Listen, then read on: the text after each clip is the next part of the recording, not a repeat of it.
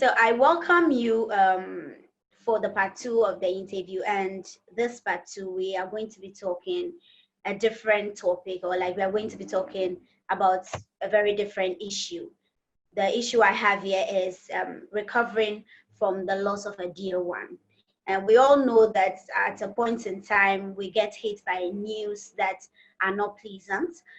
We very well know that Augustine Arhinful, that is Mrs. Barbara Arhinful, God rest her soul, the late Mrs. Barbara Arhinful. We lost her in 2009 at the 37 Military Hospital. This came as a blow to the former Black Stars player, and picking himself up, juggling through with a 6-month-old baby, making sure that the rest of the kids are okay. This is such a hurdle. Sometimes we see them as stars and we think that they don't really go through things we go through, but they are normal human beings like us. So, Augustine, I welcome you to the second part of the interview. Thank you. Okay. Please, my first question is, when you were all of a sudden hit by this news, how did you handle situations? I think that in life, as you age, you become, or you probably understand where we are.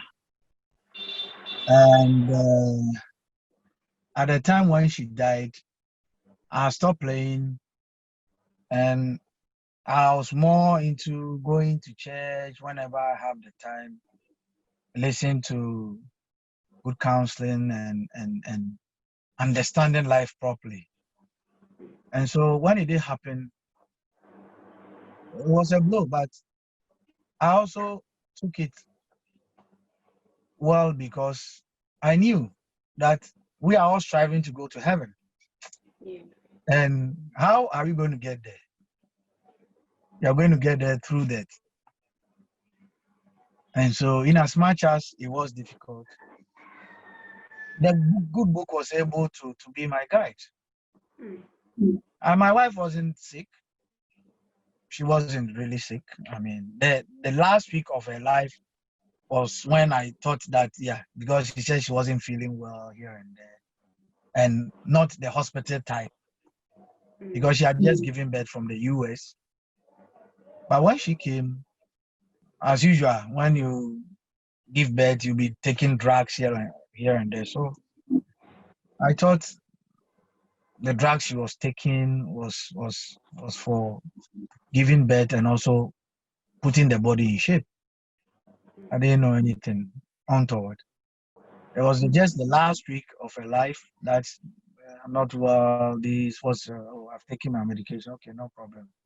Until that fateful Thursday, I went out early, came back, and she was lying down there. How are you doing? She says, she's not that well. I said, let's go to the hospital. She says, no, she won't go. Fortunately, I received visitors from the church. My church elder visited me. So I said, oh, my wife is, where is she? She's in the room. So he went to the room to pray with her. And then he told me, no, guess, let's take her to the hospital. So quickly we prepared her, took her to the hospital, 37. We got there. I remember emergency ward, we met a lady doctor who was trying to interview her. And she said at night when she got up to go to the bathroom, she spat. And there was a bit of blood in there. And the doctor said that then probably you might have ectopic. Said, I can't have ectopic because I just gave birth. And she said, no, it doesn't matter. So they asked me to buy something, they call it UPS or something. I went to the pharmacy, I brought, they tested, and she was negative indeed. And then he said, okay, then maybe she will need blood. So they tested that she was O positive. Unfortunately, there wasn't any O positive blood there that day. So a lady friend of mine called Kolebu and they had. So immediately they put about 4 of them in an ambulance and it was brought to 37. They gave it to her and she was okay. After the blood went in, she was chatty, she was nice. And I kept telling her, oh, everything will be fine. I was at the hospital till late, very late at night. I called the mom, the sister also came around. And then we came back home because the mom had come to the house because the kids were there to take care of them. And we came to sleep. But in my sleep, I saw her in my sleep, and I called her. The moment I mentioned her name, then she turned. She turned and she was going. So I said, Barbara, don't you? And then I woke up, and I was in my sleep. So immediately I woke up, I called the sister that we have to get to the hospital. It was around 4:30. When we got there, she wasn't lying on the bed that she was placed on. They had actually moved the bed from there. So the sister immediately started crying. And I went to ask the doctor who took over at night.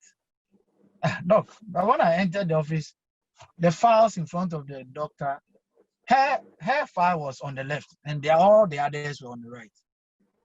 So I asked the doctor that this is my wife's file. And he looked at me, a very young doctor.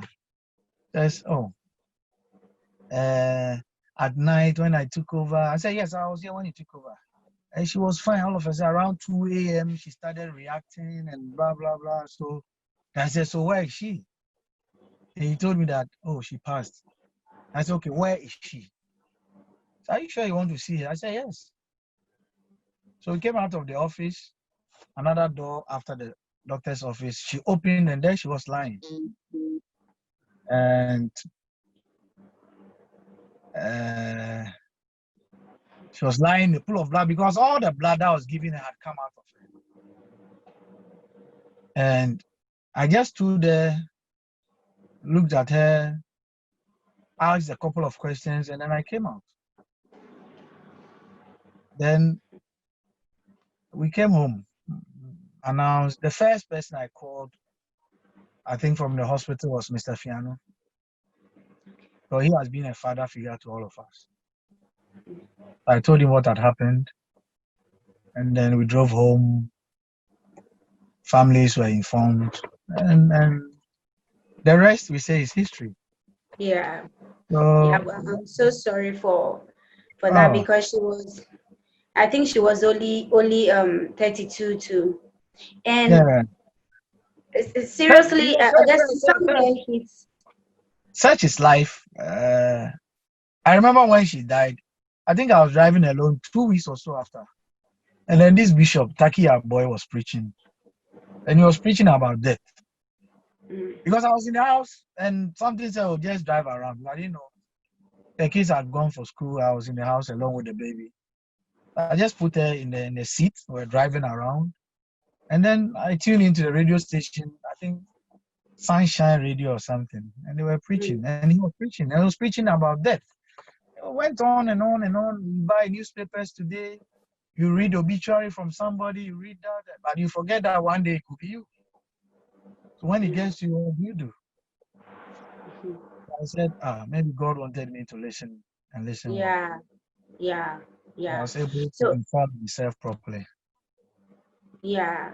So that's what I wanted to say. That apart from like reading the Bible, which helped you, and then also listening to sermons and all that, what else did you do that's helped in your recovery process? I think the kids really helped me. Nothing more. I didn't do anything especially from different from what I've just told you. But my kids, because I remember when it happened, they were in school that day, Friday, I remember, 11th of December 2009. It happened, they left for school. I came when people were saying that, the kids should not be brought to the house and blah, blah, blah. I said, why? Because they are so close to their mother. But they are too young. They don't have to hear this. I said, don't worry. So when they brought them from school and people were in the house, immediately they entered. I saw my firstborn ask the driver that all these people in this house, what are they coming to do? So immediately they got down. I marched them straight to my bedroom and I sat them down. And I told them that you knew mommy wasn't well yesterday. Says yes. Says unfortunately she passed. And so I don't want you to cry or anything of that sort. We all one day will meet one day. All of us sitting here one day will definitely go. And then the second born was the only one who asked the question. He said, So the doctors couldn't save her. I said, yes. But I also don't want you to react. I said, okay, daddy. And that's it. Wow. I had my small girl like 3 years, Angel. And none of them reacted. And almost immediately, they were all about jumping, watching TV, talking to people. So that really helped me, because if they had reacted in a negative manner, it would have really been a big. Yeah, but the man up there knows why he did what he did. So he was able to give them the courage to withstand that thing. And you see, from that time until now, they don't even ask of her. Wow. We recently celebrated her 10th year of passing. Wow. And then we were at the cemetery and we were all jovial. So, it's only God who can do that. Yes, it's only God. That's what I was about saying, that in situations like that, when you just render your weaknesses to him, he makes sure that he comes through with things, he positions things that are able to help you through it. So please, if you are watching us and you are grieving, you've lost a wife, especially the men, you become very emotional, but you are not able to cry it out like ladies do. So most of the times it is that difficult a burden on you. So if you are grieving right now, do not worry, just talk to God. Just tell him to position people in your life, and then also give you situations that will help you easily overcome it. And you also try hard not to hold on to the past, because at the end of the day, you the one crying, like Augustine said, you will also go. So Augustine, we'll soon probably bring our interview to an end. But there are people who get hit by this kind of news and they are not able to pick themselves up and then sail through, especially, let's say, athletes. Some of them eventually, it worries their career and they are not able to bring out their best performances again.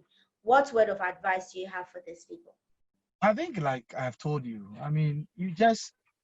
there are certain things sometimes we say it's difficult to swallow in. But if you understand life like I do now, there are certain things that you have no control over. It's not only about death, you understand? People sometimes will hurt you, will do certain things to hurt you, which is probably more than death. But what can you do? Like, let me share this story with you. Around 2008, I met this pastor friend, and then where they were worshiping, the owner said they should vacate the place. So I had a big land around the Odoko Kaneshi area, the Hansonic area, by the roadside. I gave it to the church to worship. Can you imagine that 5 years after staying on that land, he turned against me? Wow. Yes, he turned against me. Because I was there worshiping, all of us were, my joy was to see the church grow. I gave the land out to, Accra land. The moment I gave it out, somebody came and said part of the land was for them. And I was using money to fight for the cause of the church being there. How can he just turn around against me? And these things, when they do happen, sometimes you tend to question God, that why would you allow this thing to happen?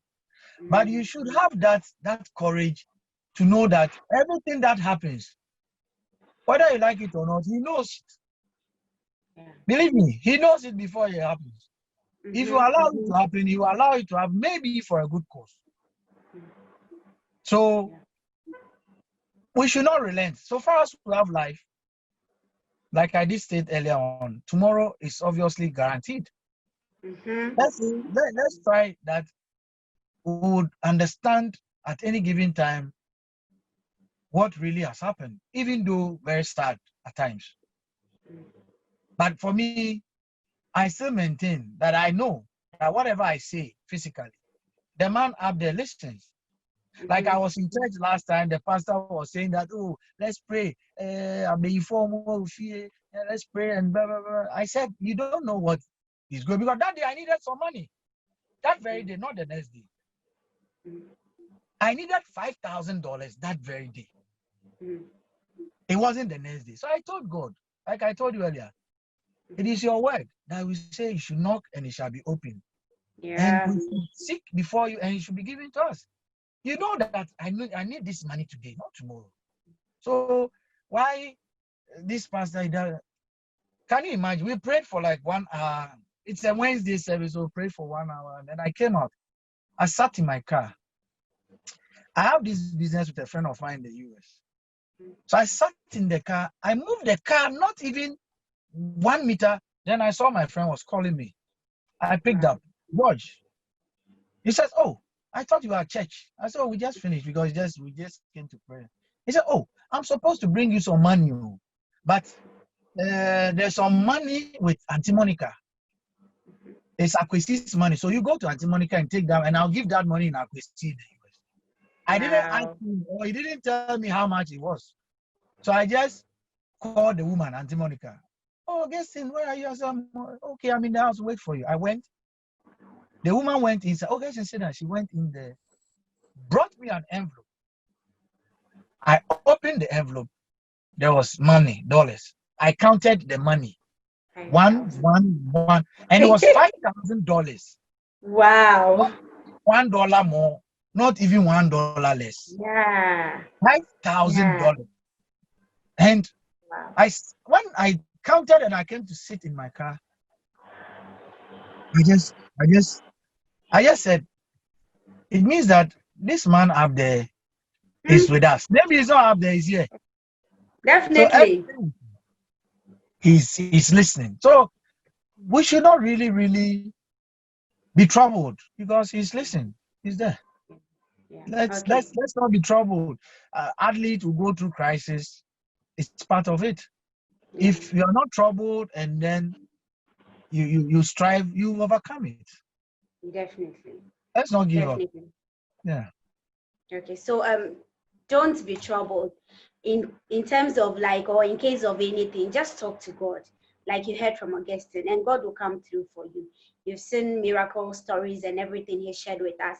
It's such a blessing. But Augustine, before I let you go, did you remarry after? Did you remarry after No, Barbara? I haven't married, but I have a fiancée who's with me, and Okay. she has been very, very, very helpful. Okay. Indeed, I mean,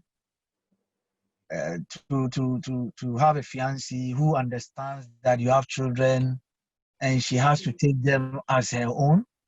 I Mm-hmm. think a few people will accommodate that. Yeah. And when my wife passed initially, I said to myself that I didn't want to marry again. Mm-hmm. Yes, because women, like you are women, sometimes the things that you do make her think that, oh, I said, sometimes she complained and I said, what you are complaining about it's not it. But anyway, so indeed, when she passed initially, but I would, advice from pastors, friends, that children are young, because my first boy was barely 11 years old. Mm. To stay that long without somebody very close. Okay. So she has been very, very helpful. Her name is Felicity. Okay. Yes. She wasn't actually born in Ghana. She was born in Cote d'Ivoire, but a Ghanaian. She migrated to Ghana at the age of 18, 19, thereabouts. She came to Ghana without even speaking one word of Twi or something. But now she speaks Twi, English, she speaks Spanish, she's French. Wow. It's, yes, for the sake of the children, so they have to learn French and all that. So it's been a blessing, but Yeah, we'll see. that's the word I've been waiting for, a blessing. So usually when God is taking away something, don't think it's the end of the world, because the replacement usually is more. God is always at the business of making us happy. So I think we can trust him for everything. Augustine, we are so much grateful for you joining us today. We are so blessed to have you share your stories that people haven't even heard before. You putting it out just to encourage somebody. Want to say that God bless you so much. Okay. Okay, right. My name is Christine Jaka, and we are bringing the interview to an end. But before I do that, please go on YouTube, subscribe to this channel. It's I Choose You Talk Show. On Facebook, it's at I Choose You Talk Show, and on Instagram at I Choose You Talk Show. But on Twitter, you find the show on at I Choose You Talk 1. So please stay blessed and make sure that no matter what you're going through, pull yourself through it, recover, and also just embrace each and every day God is giving to you, and your life will never be the same. He's kept on saying that the man up there, he's done a lot for him. So if he trusted and it worked for him, if we are trusting and it's working for us, you can also trust. Just leave your grief, your pain, your burdens on God, and I'm sure that God will never disappoint. Until next week, I want you to stay blessed. Make sure that you are respecting the protocols, and make sure that you are staying safe in order to avoid this deadly virus. Okay, please kindly join me, say goodbye to our viewers. Until another time, goodbye. Okay.